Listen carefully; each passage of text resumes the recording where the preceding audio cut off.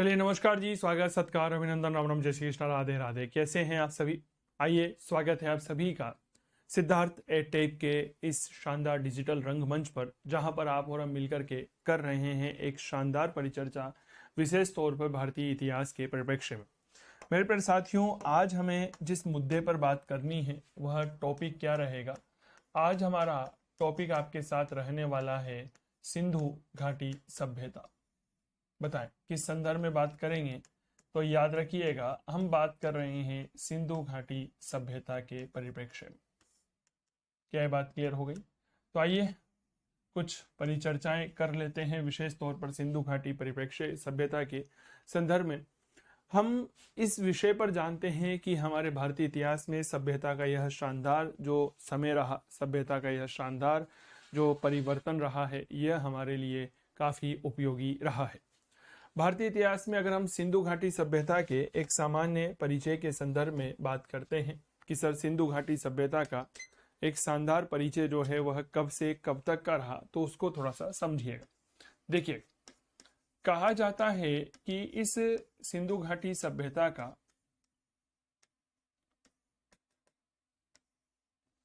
जो सबसे पहले जानकारी है यह 1826 ईस्वी में चार्ल्स मेसन के द्वारा दी गई थी। चार्ल्स मेसन एक अंग्रेज था, और पहले क्या होता था, अंग्रेज जो है मान लीजिए घूमने निकल गए, तो इसका पैर जो है इतिहासकार कहते हैं किसी पत्थर वत्थर के टकराया होगा, तो देखा कि क्या है, तो एक पुरातात्विक ईंट इसको वहां पर मिली थी। तो सबसे पहले इस चार्ल्स मेसन नाम के अंग्रेज ने इसकी सबसे पहली जानकारी हमें उपलब्ध करवाई। इसकी पहली जानकारी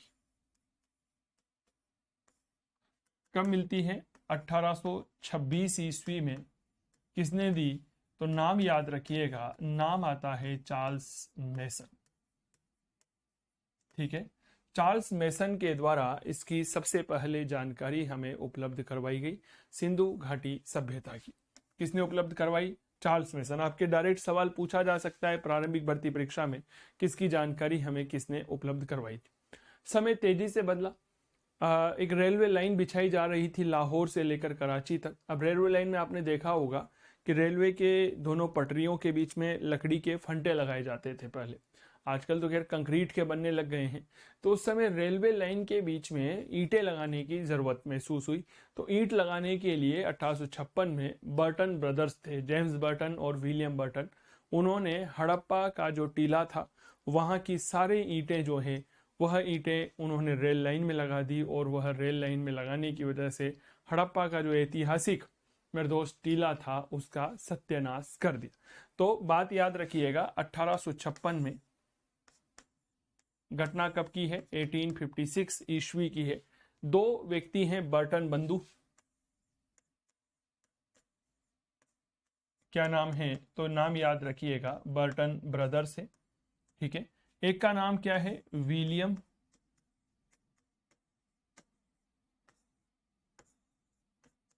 और एक का नाम है जेम्स। इन दोनों ने क्या किया? हड़प्पा जो टीला है, हड़प्पा टीले की ईंट जो है, उन ईंटों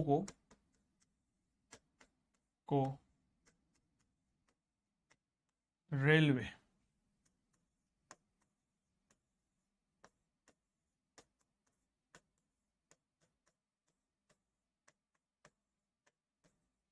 लाइन में लगा दिया। हड़प्पा की जो ईंटें थी, उन हड़प्पा की ईंटों को रेलवे लाइन में लगा दिया।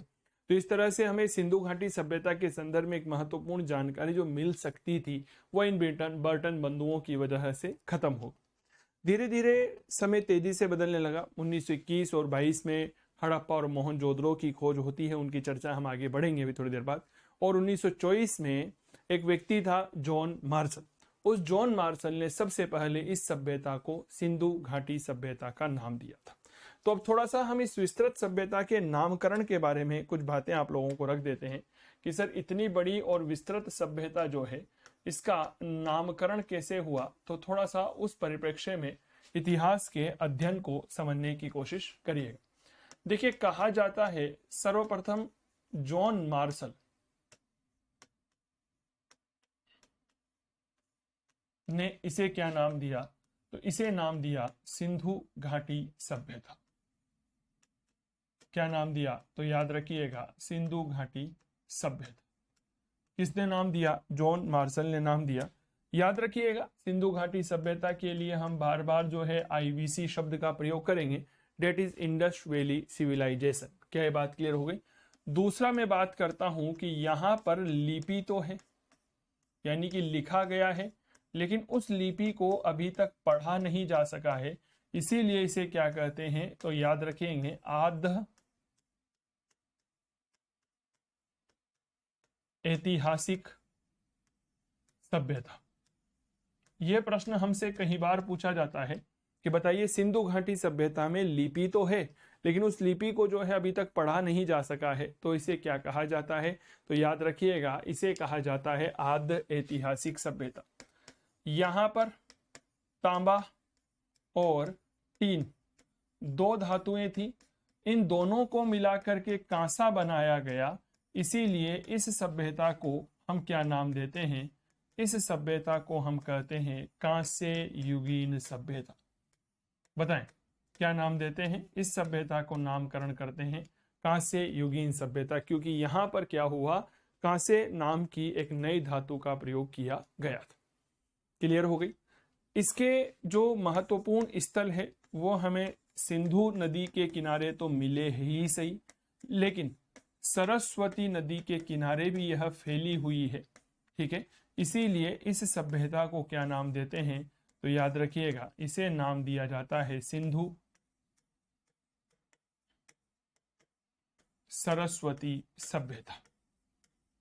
क्या ये बात क्लियर हो गई कि सिंधु घाटी सभ्यता सिंधु नदी तक तो फैली हुई है ही सही, साथ ही साथ यह सभ्यता सरस्वती नदी तक भी फैली हुई है, इसीलिए सिंधु सरस्वती सभ्यता नाम देते हैं। तो ये चार नाम हैं जो आपकी परीक्षा के दृष्टिकोण से बहु उपयोगी है। जॉन मार्शल ने इसे सर्वप्रथम सिंधु घाटी सभ्यता का नाम दिया। लिपि है लेकिन उसे पढ़ी नहीं जा सकी, इसीलिए आद्य ऐतिहासिक सभ्यता कहते हैं। तांबा और टीन को मिलाकर कांसा बनाया गया, इसीलिए कांस्य युगीन सभ्यता। और सिंधु और सरस्वती नदी के किनारे सर्वाधिक स्थल मिले हैं, इसीलिए इसे सिंधु सरस्वती सभ्यता कहते हैं। एक नाम थोड़ा सा और याद रखिए, वह क्या याद रखिए कि जो हड़प्पा है, हड़प्पा पहला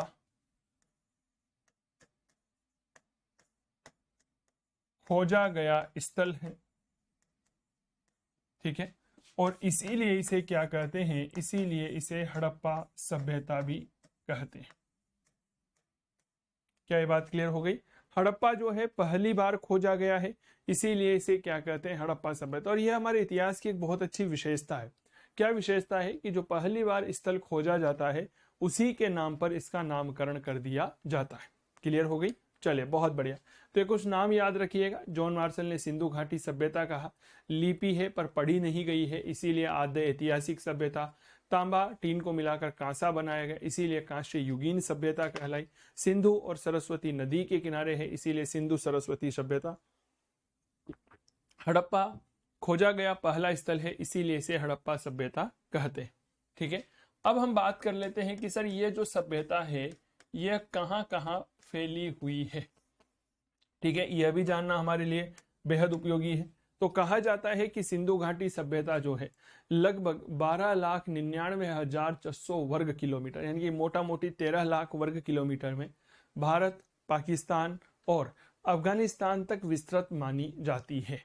इस सभ्यता के अब तक 1400 के आसपास स्थल खोजे जा चुके हैं, जिनमें लगभग 981 तो हमारे भारत में है, 420 के आसपास जो है वह पाकिस्तान में है, और 2 स्थल जो है वह अफगानिस्तान में माने गए। मोटा मोटा एक रफली आइडिया आपको बता रहा हूं। तो क्या ये चीज क्लियर हो गई? तो इस तरह से सिंधु घाटी सभ्यता एक विस्तृत भूभाग में विस्तारित थी। ठीक है, चलिए देखते हैं नक्शे के माध्यम से। ये है हमारा प्यारा भारत।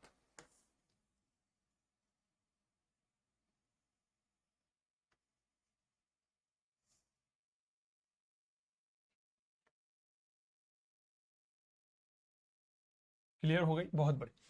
इधर ये हमारा पड़ोसी मुल्क पाकिस्तान, कल इसको क्रिकेट मैच में हरा दिया, आपको पता ही होगा, वर्ल्ड कप में बहुत बुरी तरह हरा बेचारा। ठीक है, तो 3 भागों में फैली हुई थी भारत, पाकिस्तान और यहां पर है अफगानिस्तान। ठीक है, 3 भागों में फैली हुई, 3 देशों में। कुल 1400 स्थल है, तो 981 स्थल जो है वो हमारे भारत में है। लगभग 420 स्थल जो हैं वो कहाँ पर है, पाकिस्तान में है, और 2 स्थल अफगानिस्तान में देखने को मिलते हैं। ठीक है, जिनमें एक का नाम आता है मुंडी गार्क और एक का नाम आता है सुरत गोई। क्लियर हो गई? तो ये बात थोड़ा सा आप लोगों को समझनी चाहिए। अब भारत के परिप्रेक्ष्य में हमने बात करी, पाकिस्तान के परिप्रेक्ष्य में हमने बात करी अफगानिस्तान के परिप्रेक्ष्य में। यहां पर हमें यह भी समझना होगा कि इस सभ्यता का जो कुल क्षेत्रफल है वह कितना माना जाता है। तो याद रखिएगा, कुल क्षेत्रफल माना जाता है 12,99,400 वर्ग किलोमीटर। कितना माना जाता है? तो लगभग यहां आंकड़ा निकल करके आता है 13 लाख वर्ग किलोमीटर, यानी कि एक विस्तृत भूभाग तक यह फैली हुई है।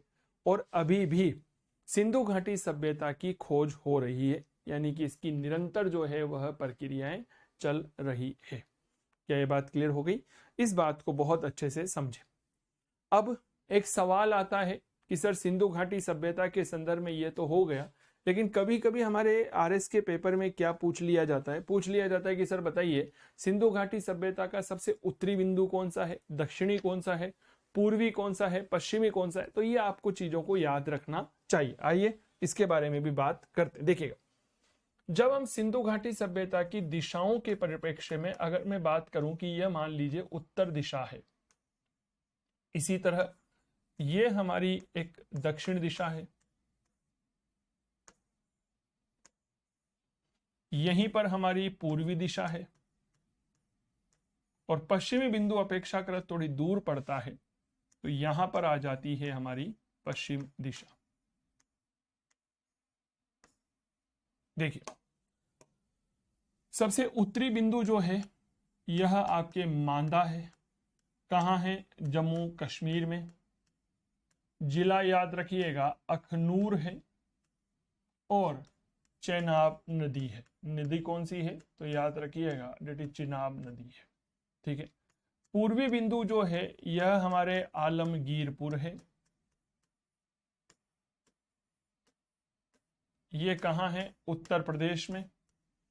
जिला कौन सा है? तो नाम याद रखिएगा मेरठ, और नदी कौन सी है? तो याद रखेंगे हिंडन।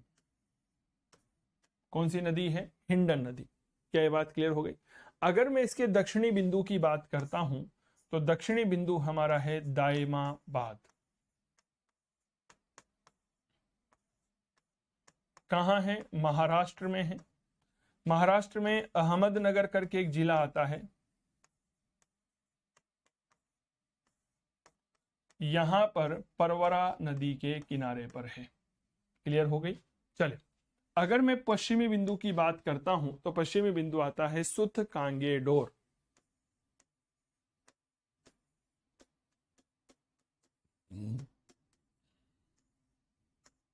कहां है? पाकिस्तान।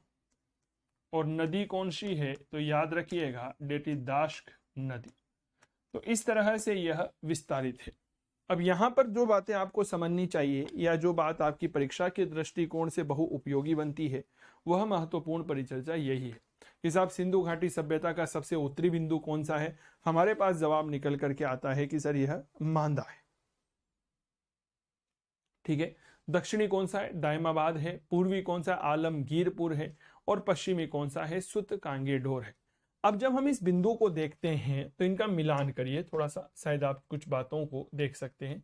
मान लीजिए इससे ये मिलाया, और इससे ये मिलाते हुए हमने इस तरह खींचा, तो यह आकार कैसा बना? तो याद रखिएगा ये बन गया त्रिभुजाकार।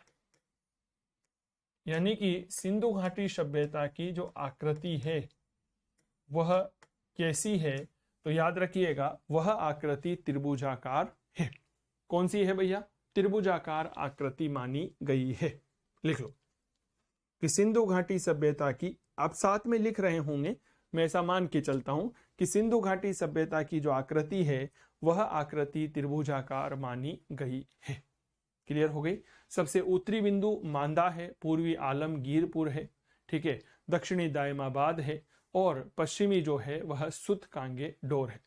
और आईवीसी की आकृति कौन सी है? त्रिभुजाकार आकृति में यह फैला हुआ है। ऑप्शन में वहां पर आप सभी के लिए क्या दे सकते हैं? वह दे सकते हैं कि साहब ये आयताकार है, वर्गाकार है, वृत्ताकार है। वहां पर आपको ज्यादा परेशान नहीं होना है।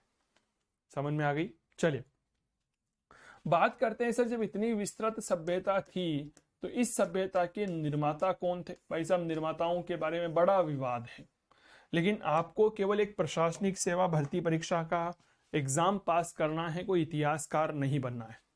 प्रशासनिक सेवा भर्ती परीक्षा या सिविल सेवा भर्ती परीक्षा में क्या होता है, कई सारे टॉपिक होते हैं, कई सारे विषय होते हैं। सारे विषय को बहुत डीप में पढ़ने की आवश्यकता नहीं है, एक सामान्य ज्ञान होनी चाहिए और उससे जुड़ी हुई समझ होनी चाहिए। इतनी विस्तृत सभ्यता किसी सामान्य व्यक्ति ने तो नहीं बनाई होगी, स्वाभाविक बात है, ठीक है। तो सिंधु घाटी सभ्यता का जो निर्माण है यह अनेक प्रजातियों की भूमिका रही होगी, चाहे वह आपके प्रोटो ऑस्ट्रेलाइड हो सकते हैं, मंगोलाइड हो सकते हैं, अल्पाइन हो सकते हैं, भूमध्य सागरीय हो सकते हैं, लेकिन में सबसे ज्यादा भूमध्य सागरीय लोगों की प्रधानता मानी जाती है। क्लियर हो गई। तो मूल निर्माण किसने किया? तो याद रखिएगा मूलतः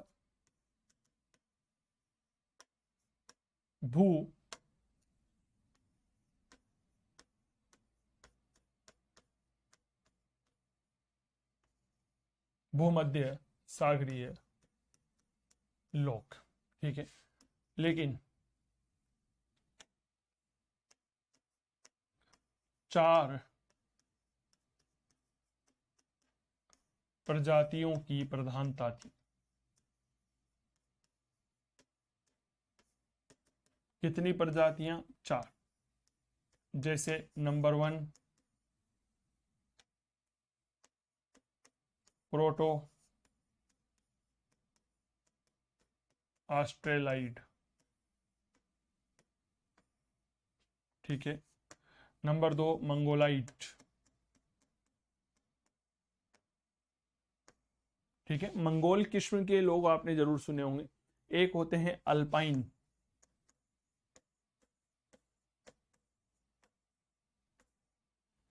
और एक होते हैं भूमध्य सागरीय। तो 4 प्रजातियों की प्रमुखता थी, प्रोटो ऑस्ट्रेलाइड, मंगोलाइड, अल्पाइन और भूमध्य सागरीय। क्या ये बात क्लियर हो गई? तो इस तरह से हम कहते हैं कि साहब 4 प्रजातियों के साक्ष्य यानी कि एविडेंस हमें यहां से प्राप्त होते हैं, जिनमें प्रोटो ऑस्ट्रेलाइड का नाम आता है, मंगोलाइड आती है, अल्पाइन आती है और भूमध्य सागरीय आती है। मूल रूप से यह लोग कौन थे? तो याद रखिएगा मूल रूप से यह लोग भूमध्य सागरीय लोग थे, ठीक है। अब जब हम इस सिंधु घाटी सभ्यता को पढ़ रहे हैं तो हमारा एक उद्देश्य होना चाहिए कि हमें सिंधु घाटी सभ्यता से जुड़े हुए सारे महत्वपूर्ण प्रश्न जो हैं, महत्वपूर्ण बातें हैं, वो हमें क्लियर होनी चाहिए। क्या ये बात क्लियर हो गई? तो आइए अब इनके बारे में थोड़ी सी बात करते हैं कि आखिरकार इनका समाज कैसा था, ठीक है। इस साहब सिंधु घाटी सभ्यता का जो समाज था, इस समाज का आधार क्या था और किस तरह से हमारे यहाँ पर यह समाज एक्सिस्ट करता है। जब हम कोई भी समाज देखते हैं तो समाज में अनेक प्रकार के वर्ग होते हैं, अनेक प्रकार के समुदाय होते हैं। पुरातात्विक साक्ष्यों के आधार पर कह सकते हैं कि सिंधु घाटी सभ्यता में भी 4 प्रकार के वर्ग रहे होंगे। पहला वर्ग वह जिसने इनके ऊपर शासन किया होगा, यानी कि शासक वर्ग। दूसरे प्रकार का वह वर्ग जो धनवान था, तीसरा मध्यम वर्ग और चौथा निम्न वर्ग। पुरातात्विक साक्ष्यों के आधार पर यह कहा जा सकता है। अनेक प्रकार की धार्मिक परंपराएं थी, यानी कि कई प्रकार के धर्म को मानने वाले लोग यहाँ पर थे। धनी लोग सामान्य तौर पर बड़े मकानों में रहा करते थे और निर्धन लोग झोपड़ों में रहने के प्रमाण मिलते। समाज जो है इसमें जो परिवार इकाई होता था और यह मात्र सत्तात्मक था, अर्थात परिवार में माता की महत्वपूर्ण भूमिका मानी जाती थी। क्या ये बात क्लियर हो गई? इसके अलावा अगर मैं बात करता हूं कि ये मनोरंजन के लिए जो है शिकार खेलते थे, मछली पकड़ते थे, कांटे मिले हमें मछली पकड़ने के, नृत्य देखा करते थे, शतरंज का खेल इनका बेहद शानदार खेल हुआ करता था। ठीक है, तो इस तरह से हम समाज के बारे में यहाँ पर लिख सकते हैं। तो मैं एक आंसर में लिख दे रहा हूं, जैसे एक प्रश्न यहाँ पर लिख लीजिए आप। क्वेश्चन,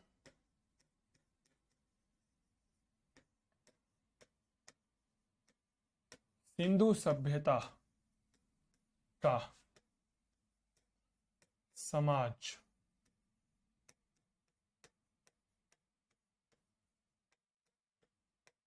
कैसा था?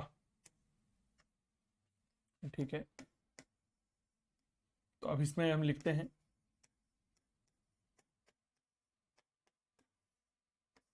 पुरातात्विक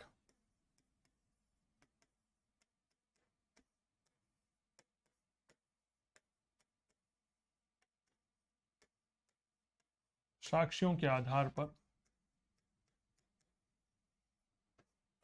सिंधु सभ्यता के समाज में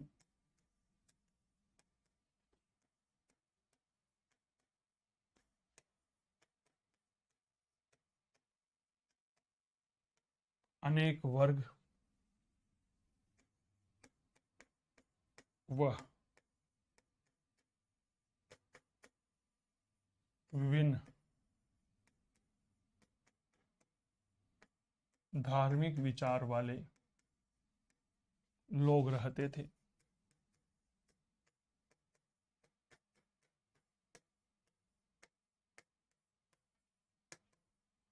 ठीक है,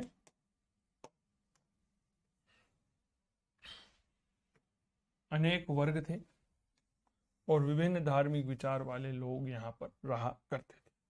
क्या ये बात क्लियर हो गई?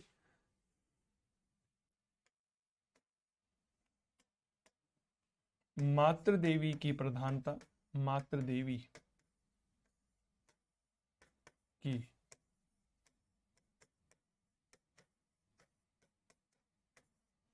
प्रतिमाओं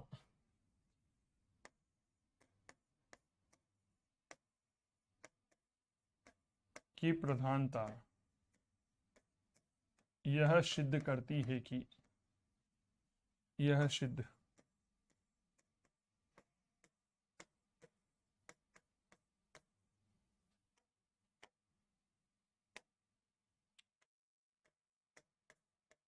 यहाँ का समाज मात्र सत्तात्मक था। मात्र सत्तात्मकता, यहाँ का समाज जो है वह कैसा था? तो याद रखिएगा, मात्र सत्तात्मक समाज था।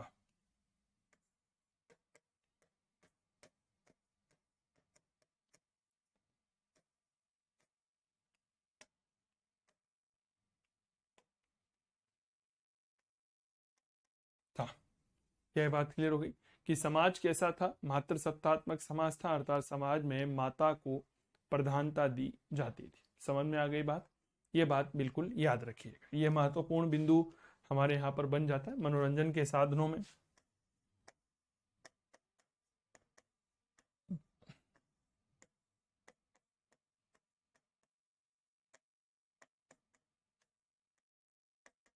साधनों में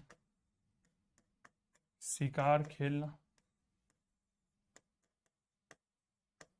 शतरंज का खेल,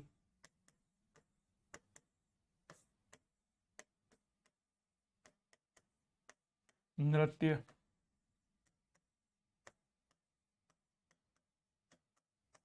आदि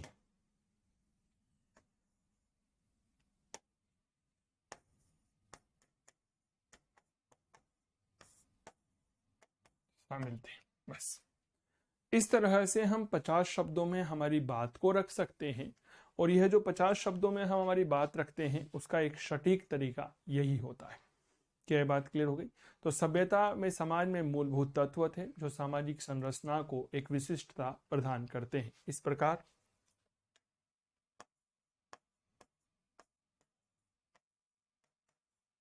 इस प्रकार आईवीसी के समाज में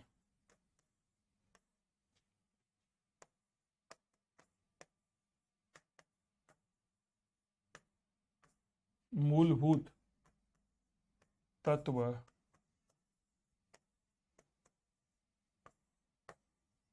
विद्यमान थे जो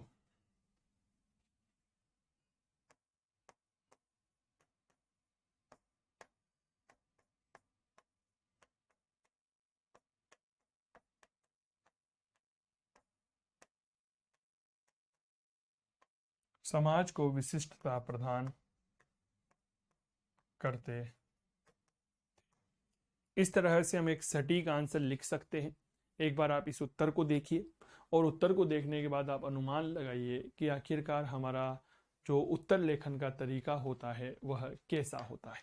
क्या ये बात क्लियर हो गई? तो इस तरह से हम हमारे प्रश्न का जवाब लिख सकते हैं। सिंधु घाटी सभ्यता के समाज पर चर्चा करने के बाद अब थोड़ी सी बात करते हैं कि आखिरकार सिंधु सभ्यता का धार्मिक जीवन कैसा था।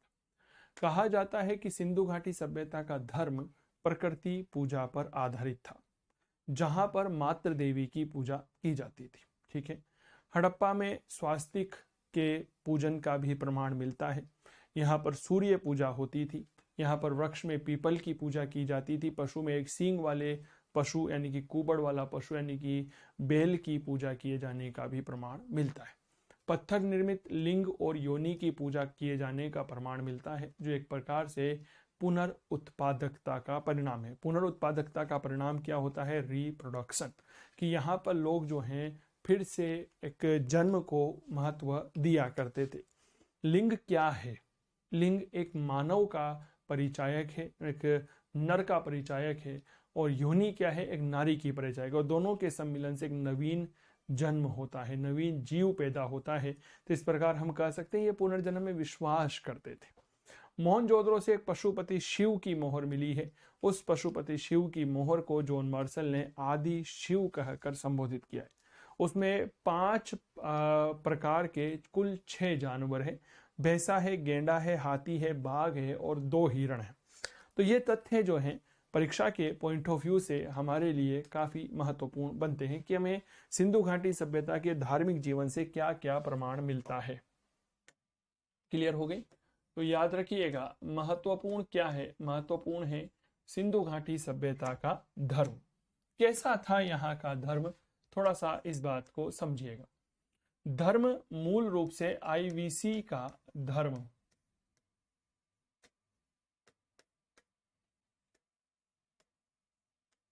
प्रकृति पूजक था। ठीक है। प्रकृति पूजक का मतलब होता है कि यह प्रकृति की पूजा किया करते थे। आंधी, तूफान, हवा, ठीक है, अग्नि, वायु, इनकी पूजा किया करते थे।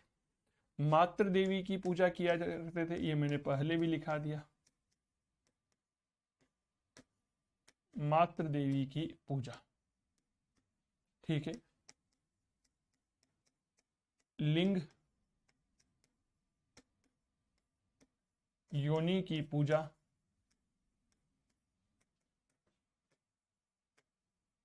पुनर्उत्पादकता,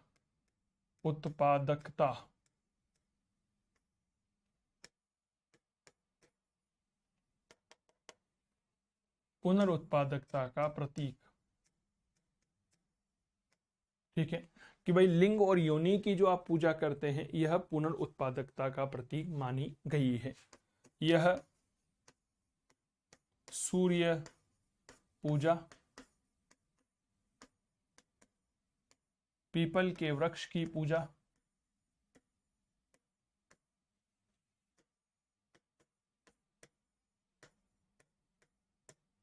ठीक है। इसके अलावा अगर मैं बात करता हूं कुबड़ वाले बेल की पूजा या वृषभ पूजा, ऐसे लिख लो आप।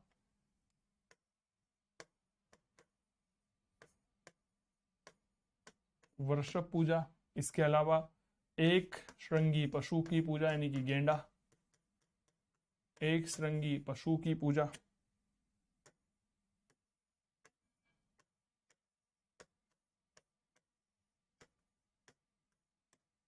ठीक है। इसके अलावा यह नाग पूजा। और क्या करते थे भाई साहब, नाग पूजा हो गई, सूर्य पूजा हो गई, पीपल के वृक्ष की पूजा, वृषभ पूजा, है ना, बतख, बतख पूजा का भी प्रमाण मिलता है, बतख पूजा आदि का प्रमाण मिलता है, प्रमाण मिलता है। कुल मिलाकर के बात यह है कि सिंधु घाटी सभ्यता के निवासियों ने अपने अनुसार पूजन करना शुरू कर दिया था। क्या ये बात क्लियर हो गई, हाँ या ना? ठीक है ना, बहुत बढ़िया। जैसे वास्तव में धर्म क्या होता है, भक्ति क्या होती है, अभी कुछ दिन पहले आपको पता होगा बाबा खाटू श्याम जी की बहुत प्रेम भक्त थी आरती टाक, दुर्घटना में निधन हो गया, है ना। उनके बारे में कुछ कहा ही नहीं जा सकता, इतनी भक्ति करती थी, दिन में कई बार 17 किलोमीटर की पैदल यात्रा करके बाबा श्याम को निशान चढ़ाती थी। वह आधुनिक काल की मीरा के रूप में जानी जाती है। बड़ी गजब की भक्ति, नौकरी वोकरी सब कुछ त्याग करके उन्होंने बाबा श्याम की भक्ति करी, और बहुत जल्दी बाबा श्याम ने उन्हें अपने पास बुला लिया कि आ जाओ। ठीक है, ऐसी भी भक्ति होती है, कोई दो राय नहीं है। आगे बात करते हैं मोहनजोदड़ो।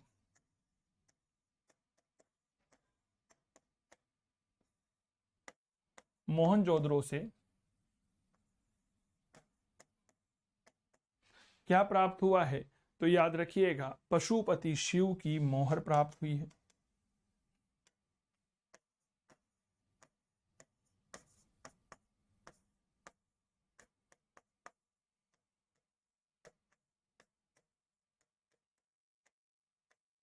मोहर प्राप्त हुई है। अब ये जो पशुपति शिव की मोहर मिली है ना, इसे जॉन मार्शल कहते हैं, जॉन मार्शल ने इसे आदि शिव कहा है। क्या कहा है? याद रखिएगा, आदि शिव कहा कि भाई ये तो क्या है, आदि शिव। अब यहां पर आप समझिए कि मोहर जो है वह कुछ इस तरह की है। इनके जानवरों का बारे में थोड़ा सा याद रखना, यह प्रश्न अक्सर हमारे एग्जाम में पूछ लिया जाता है। इस तरह से एक मोहर है, एक व्यक्ति है जिसके 3 सींग है, और वह इस तरह से ध्यान मग्न अवस्था में विराजमान है। ठीक है, ऊपर कुछ अक्षर है, लिपि है। ठीक है, तो ये क्या है? यह 6 अक्षरों का शिलालेख है। अभी एक साथ लिख देंगे। ठीक है, 2 जानवर इधर है, 2 जानवर इधर है, और 2 जानवर इधर है। कुल मिलाकर के कितने जानवर हैं? 6 जानवर है, प्रकार है 5। क्लियर हो गई? तो देखिएगा ये क्या है यहाँ पर, ये है 6 अक्षर का शिलालेख, 6 शब्दों, अक्षर, हाँ अक्षर ही होगा, 6 अक्षर का शिलालेख। क्या ये बात क्लियर हो गई? 2 जानवर इधर है, एक में तो हाथी है, एक में बाघ है। क्लियर हो गई? ये क्या है? एक हाथी है, हाथी एक, यहां पर है बाघ, इसकी संख्या है 1, और दूसरी तरफ एक में भैंसा है, संख्या में 1 है, और एक है गेंडा, वह भी संख्या में 1 है। यहां पे भैंसा है, संख्या में 1 है, और ये क्या बना हुआ है? तो आप याद रखिएगा, ये बना हुआ है गेंडा, जो संख्या में 1 है। नीचे की तरफ हिरण बने हुए हैं। ठीक है, और ये हिरण संख्या में कितने हैं? याद रखिएगा 2 है। अब हमारे एग्जाम में क्या सवाल पूछे जाते हैं, थोड़ा सा उसकी प्रकृति को देखिएगा, उसके नेचर को देखिएगा। निम्नलिखित में से कौन से पशु की आकृति मोहनजोदड़ो से प्राप्त पशुपति शिव की मोहर पर अंकित नहीं है? ऐसा सवाल पूछ लिया जाता है। तो भैया भैंसा है, गेंडा है, हाथी है, बाघ है और हिरण है। ये कुछ ऐसे पशु हैं जिनकी आकृति हमें यहां पर देखने को मिलती है। क्या ये बात समझ में आ गई? हाँ या ना का जवाब दीजिएगा। ठीक है, हिरण की संख्या 2 है, भैंसा और गेंडा 1-1 है, हाथी और बाघ 1-1 है। तो कुल मिलाकर निष्कर्ष क्या निकला? याद रखिएगा, जानवर 5 है, लेकिन संख्या कितनी है? 6 है। तो 5 प्रकार के 6 पशु यहां पर है। यह बात याद रखना 6 प्रकार के 5 पशु कैसे हो सकते हैं, संभव ही नहीं है। तो 5 प्रकार के 6 पशु यहां पर हैं, जिसमें कौन कौन है, भैंसा है, गेंडा है, हाथी है, बाघ है और नीचे की तरफ 2 हिरण हैं और ऊपर क्या है, 6 अक्षर का एक शिलालेख है। अब यहां से चाहे वह किस तरह का सवाल पूछ ले मेरे दोस्त, यहां से प्रश्न बाहर नहीं बन सकता। तो सिंधु घाटी सभ्यता का धर्म प्रकृति पूजक है, मातृ देवी की पूजा की जाती थी, इस बात को याद रखिएगा। लिंग योनि की पूजा करना पुनर्उत्पादकता का प्रतीक है। सूर्य पूजा, पीपल के वृक्ष की पूजा, वृषभ पूजा, एक श्रृंगी पशु की पूजा, नाग पूजा, बतख पूजा आदि का प्रमाण हमें मिलता है। मोहनजोदड़ो से पशुपति शिव की मोहर मिली है। जॉन मार्शल इसे आदि शिव कहता है। क्या ये बात समझ में आ गई? लिख लो यहां तक।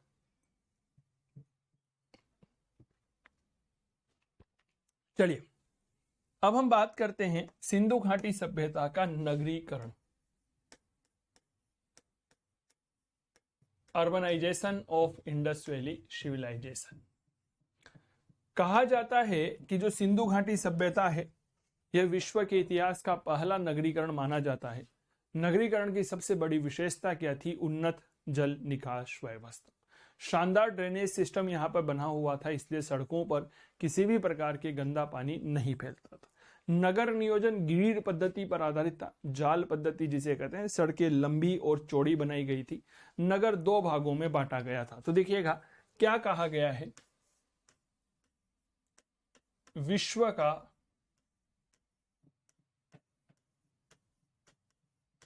पहला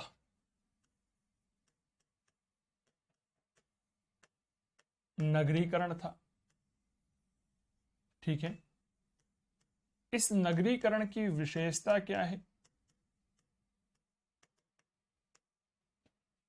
विशेषता है उन्नत जल निकास व्यवस्था। ठीक है, पहली विशेषता। दूसरी विशेषता क्या है? सड़कें लंबी व चौड़ी। ठीक है, नगर नियोजन। तीसरी विशेषता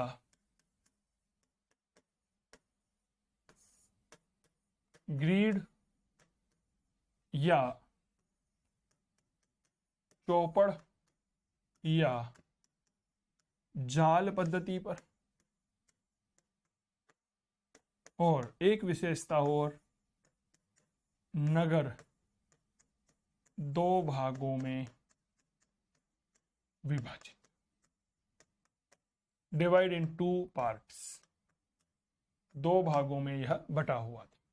तो क्या क्या हमें यहां पर विशेषताएं देखने को मिलती है, थोड़ा सा इस बात को समझिए। उन्नत जल निकास की व्यवस्था है, सबसे लंबी सड़कें लंबी और चौड़ी बनाई गई। नगर नियोजन ग्रिड या चौपड़ पद्धति पर आधारित था। नगर 2 भागों में बटा हुआ था। ठीक है, अब विशेषता वाला अगर प्रश्न 20 शब्दों में पूछ लेता है तो डायरेक्ट आप लिख सकते हैं। अब देखिए ग्रिड पद्धति क्या होती है, थोड़ा सा उसको समझिए। जैसे आपने जाल देखा होगा, इस तरह से बनाया जाता है जाल। ठीक है, इसी तरह से बनाया जाता है। सिंधु घाटी सभ्यता का नगरीकरण भी कुछ इसी तरह से था। उदाहरण देखिएगा, जैसे मान लीजिए ये एक सड़क जा रही है, सड़क थोड़ा सा गलत हो गई,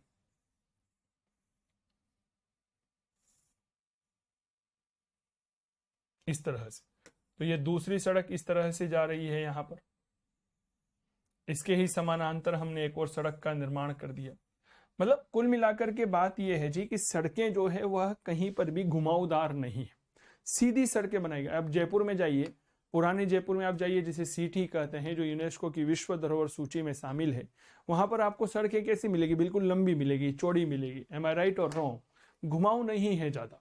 तो जयपुर और चंडीगढ़ वह इसका उदाहरण माना जाता है। पहला तो आप जयपुर ले लीजिए और दूसरा आप जो है वह चंडीगढ़ ले लीजिए। दोनों ही बहुत आधुनिक शहर माने जाते हैं और यह दोनों सिंधु घाटी सभ्यता के नगर नियोजन पर आधारित है। अब हमने देखा कि साहब सिंधु घाटी सभ्यता का नगर नियोजन जो है वह 2 भागों में बटा हुआ है। तो इसको थोड़ा सा समझिएगा। 2 भाग कौन कौन से हैं यह 2 भाग? तो जैसे मान लीजिए यह एक नगर है, ठीक है, नगर है। तो एक भाग जो है वह अपेक्षाकृत ऊंचा है और दूसरा भाग जो है वह अपेक्षाकृत नीचा बनाया गया है। आप समझ रहे होंगे, जो ऊपरी भाग है यह ऊपरी भाग पश्चिमी भाग है, ठीक है। यह क्या है, ऊपर है, या हम इसे ऊंचा कह सकते हैं, हायर है। अब ऊंचे स्थान पर कौन रहते हैं, राजा रहते हैं किला बना करके, ठीक है। क्या कौन रहते हैं, राजा रहते हैं। अब राजा काय में रहते हैं, गढ़ में रहते हैं, दुर्ग में रहते हैं, इसीलिए इस पश्चिमी भाग को क्या कहते हैं, दुर्ग कहते हैं, इसे ही गढ़ी क्षेत्र कहते हैं। क्या ये बात समझ में आ गई। आज आप देखिए राजस्थान के चित्तौड़ में आप चले जाइए, चित्तौड़ का किला देखिए कहाँ बना हुआ है, पहाड़ी पर बना हुआ है। जैसलमेर का किला देखिए, आमेर का किला देखिए, उदयपुर का किला देखिए, कोई सा भी किला देखिए, क्यों, राजा पहाड़ी पर रहते थे, सुरक्षा का वहां पर माहौल रहा करता था। सिंधु घाटी सभ्यता में भी यही था। पश्चिमी भाग ऊपर बनाया गया जहां पर राजा रहा करता था, और इसे क्या कहते थे, गढ़ कहा करते थे, गढ़ी क्षेत्र या दुर्ग क्षेत्र कहते थे। यह पूर्वी भाग हुआ करता था, यह सामान्य तौर पर नीचे बनाया जाता था। यहां पर कौन रहते थे, आम जनता रहा करती थी, या हम इसे नागरिक कह सकते हैं, वे नागरिक यहां पर रहा करते थे। इसीलिए इसे क्या कहा गया, याद रखिएगा, नगर कहा गया। बताओ क्या ये बात क्लियर हो गई, क्या कहा गया, नगर कहा गया कि भाई यह सिंधु घाटी सभ्यता का क्या है, यह नगर है। बहुत अच्छे से इन चीजों को समझिए, ये आपके परीक्षा के दृष्टिकोण से बहु उपयोगी है और बहुमूल्य है, इस बात को याद रखिए।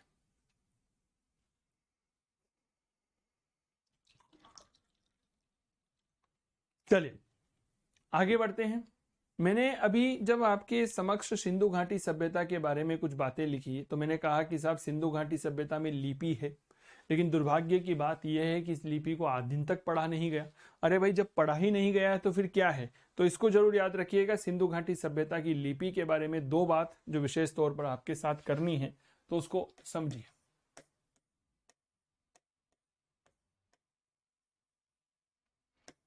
लिपि जो है, आज मैं कुछ लिख देता हूं आपके समक्ष, समझिएगा। जैसे ये एक हमने शिलालेख ले लिया,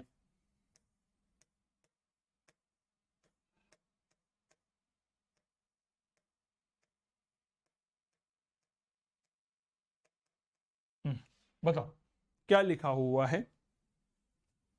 आप में से कोई भी विद्यार्थी से गेस करना चाहेगा कि यह क्या लिखा हुआ है। क्या आप इसे समझ पा रहे हैं, क्या इसे आप पढ़ पा रहे हैं, नहीं पढ़ पा रहे होंगे। हाँ, आप यह कह सकते हैं कि सर यह जो है इसमें कुछ चित्र बने हुए हैं, लेकिन हमें यह समझ में नहीं आ रही, तो मैं ये ऐसा कह दूं कि यह अर्धचित्र है। इनमें भाव प्रकट हो रहा है क्या, कि हाँ यार सर ये कोई त्रिशूल बना हुआ है, या कोई हंस रहा है, कोई क्रॉस का निशान लग रहा, भाव है, लेकिन हम उन भावों को पढ़ नहीं पा रहे हैं। तो इसीलिए सिंधु घाटी सभ्यता की लिपि को एक नाम दिया जाता है, अर्धचित्रात्मक भाव प्रधान लिपि। क्या कहा जाता है, अर्धचित्रात्मक भाव प्रधान लिपि कहा जाता है। यह लिपि सामान्य तौर पर दाईं तरफ से बाएं तरफ लिखी जाती थी, यानी कि राइट से लेफ्ट की ओर यह लिपि लिखी जाती थी। इस बात को याद रखिए। इस लिपि के कुछ और भी नाम हमें देखने को मिलते हैं, जैसे कहा जाता है यह सिंधु घाटी सभ्यता की लिपि के लिए बहुत प्रसिद्ध नाम दिया गया, बोस्ट्रो-फ्रोडोन लिपि। इस लिपि का ही एक अन्य नाम क्या है, तो आप याद रखिएगा, बोस्ट्रो-फ्रोडोन लिपि। इसके लिए हम इस शब्द का प्रयोग करते हैं। नाम क्या है, बोस्ट्रो-फ्रोडोन लिपि। अर्धचित्रात्मक भाव प्रधान लिपि के रूप में जानी जाती है। आज दिन तक इस लिपि को पढ़ा नहीं गया है। पढ़ने का सबसे पहला प्रयास जो है वह सन 1925 में वेडेल के द्वारा किया गया। भाई वेडेल ने बहुत दिमाग लगाया, भाटा मेल मेल के दिमाग लगाया, लेकिन संभव नहीं हो पाया। कौन समझ पाएगा भाई साहब ऐसी लिपि को है? मेरे तो बस की बात ही नहीं है।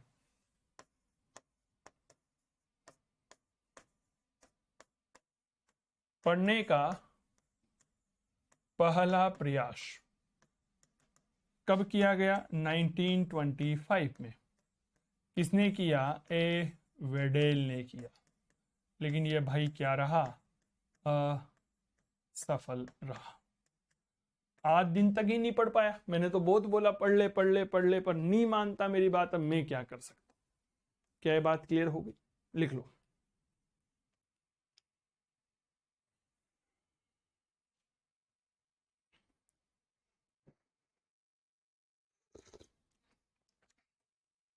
संभव ही नहीं हुआ इस लिपि को पढ़ने का। प्रयास बहुत किया गया पर असफल रहा। ठीक है, चलिए। इतनी बड़ी अर्थव्यवस्था थी तो पैसे कहां से आते थे भाई साहब? तो थोड़ा सा इकोनॉमिक सिस्टम के बारे में पढ़िएगा। कहा जाता है कि जो सिंधु घाटी सभ्यता की लिपि थी, यह लिपि सिंधु घाटी सभ्यता जो थी, यह एक नगरीय अर्थव्यवस्था थी। अब सामान्य तौर पर विद्यार्थी कहाँ गलती करता है? नगरीय अर्थव्यवस्था थी तो उद्योगों की प्रधानता रही होगी। अरे भैया, उद्योग थे, हम इस बात को मानते हैं, लेकिन प्रमुख रूप से कृषि प्रधानता। आज भारत विकसित हो रहा है, लेकिन फिर भी भारत का मुख्य उद्योग क्या है? कृषि है, ठीक है ना, पशुपालन है। उद्योग बाद में आता है। तो यह एक नगरीय अर्थव्यवस्था थी जिसमें कृषि और पशुपालन की प्रधानता थी और उद्योग व्यापार यहाँ पर मुख्य एक माध्यम माना जा सकता है। तो बताइए कौन सी अर्थव्यवस्था? नगरीय अर्थव्यवस्था थी जिसमें कृषि प्रमुख व्यवसाय था। कृषि प्रमुख व्यवसाय था। अन्य व्यवसायों में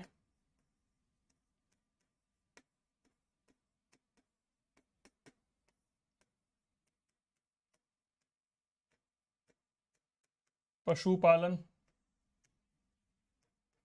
व्यापार, उद्योग आदि थे। हम जैसे जैसे आगे बढ़ेंगे तो मैं आपको बताता चलूंगा कि सिंधु घाटी सभ्यता में कौन कौन से उद्योग जो हैं वो हमारे यहाँ पर होते थे।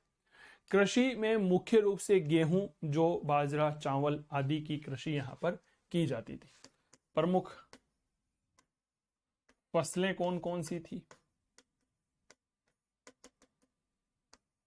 तो याद रखिएगा, जैसे गेहूं, जौ, बाजरा, चावल, ये प्रमुख फसलें थी। फसलें तो कई सारी थी पर ये प्रमुख फसलें यहां पर मानी जाती है। कहते हैं कि साहब यह आंतरिक व्यापार के साथ साथ बाह्य व्यापार भी था। बाह्य व्यापार का तात्पर्य हो गया अंतरराष्ट्रीय व्यापार था। मिस्र, पारस, मेसोपोटामिया जैसी बड़ी सभ्यताओं के साथ यह व्यापार किया करते थे। व्यापार करते थे, कुछ बंदरगाह होने चाहिए। बिल्कुल यहाँ पर हमें कुछ बंदरगाह थे। लोथल बहुत बड़ा बंदरगाह था जो गुजरात में स्थित है। गुजरात में ही सुरकोटड़ा का नाम आता है। पाकिस्तान में सुतकांगेडोर, अल्लाहदीनो, यह पाकिस्तान में था। तो कुछ बंदरगाह बहुत प्रसिद्ध रहे हैं, तो इनके बारे में भी थोड़ी सी जानकारी आपके साथ होनी चाहिए। यहां आंतरिक व्यापार के साथ साथ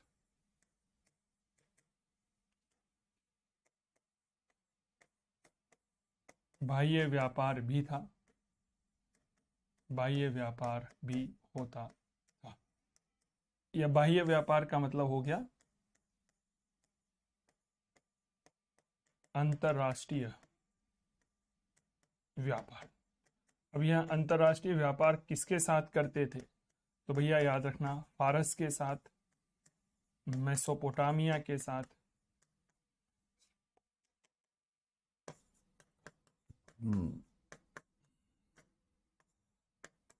इराक के साथ अब जब आप अंतरराष्ट्रीय व्यापार कर रहे हैं तो फिर आपको कुछ बंदरगाहों की आवश्यकता पड़ेगी। बताओ भाई, यहाँ के बंदरगाह, तो पहला बंदरगाह लोथल कहाँ है? गुजरात में है। यह प्रश्न डायरेक्ट पूछा जाता है कि सिंधु घाटी सभ्यता का, मेरे प्यारे साथियों, पत्तन नगर या बंदरगाह कौन सा था? वहां पर आप तनाव में मत आइए, अंग्रेजी में शब्दों का जाल नहीं फैलाया जाता है, शब्दों का जाल जो है वह हिंदी माध्यम के अभ्यर्थियों के लिए फैलाया जाता है। तो पत्तन नगर, पहला लोथल, दूसरा सुरकोटड़ा गुजरात, तीसरा अल्लाहदीनो पाकिस्तान, सुत कांगे डोर पाकिस्तान। ये 4 बंदरगाह जो है ना, ये बहुउपयोगी है। क्या ये बात क्लियर हो गई? यहां से आपके सवाल पूछा जाता है, ठीक है।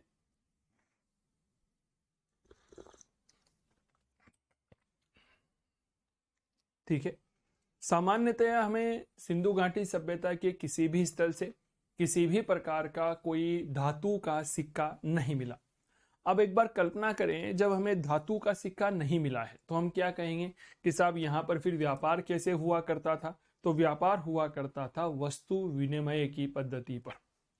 वस्तु विनिमय की पद्धति क्या होती है कि मुझे सब्जी खरीदनी है, तो बदले में सब्जी लेकर के मैंने बदले में उन्हें कुछ अनाज दे दिया।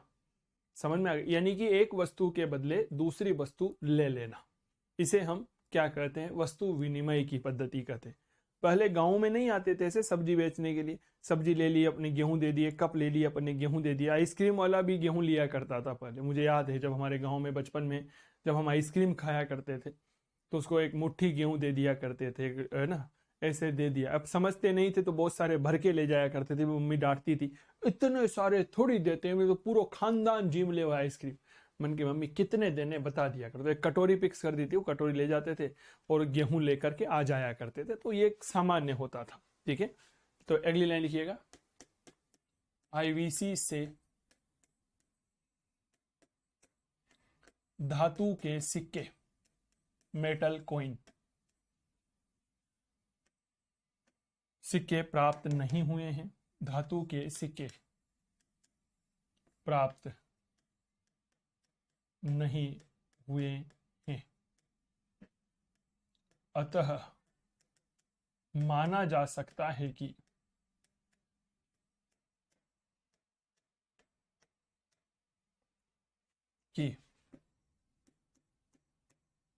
यहां वस्तु विनिमय पर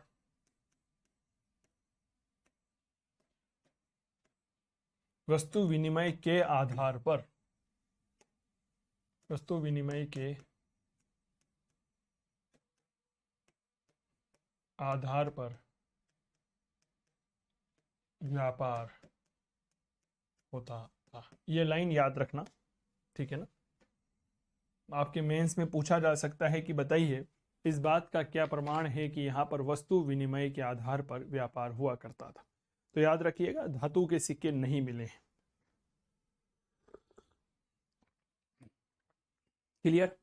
तो हमने महत्वपूर्ण बातों पर एक बार फोकस डाला, एक बार इन बातों को समझिए कि साहब सिंधु घाटी सभ्यता की सामान्य परिचय। पहली जानकारी 1826 में चार्ल्स मेसन ने दी।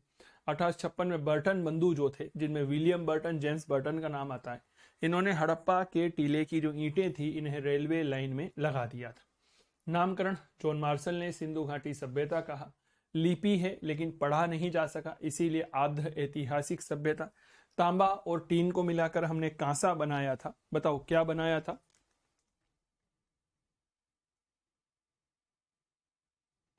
तांबा और टीन को मिलाकर हमने क्या बनाया? कांसा बनाया।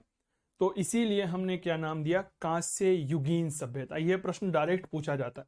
आद्य ऐतिहासिक का मतलब क्या होता है? इतिहास का वह कालक्रम जिसमें आपके पास लिखने पढ़ का साधन तो है, आप लिख तो सकते हैं पर उसे पढ़ नहीं सकते।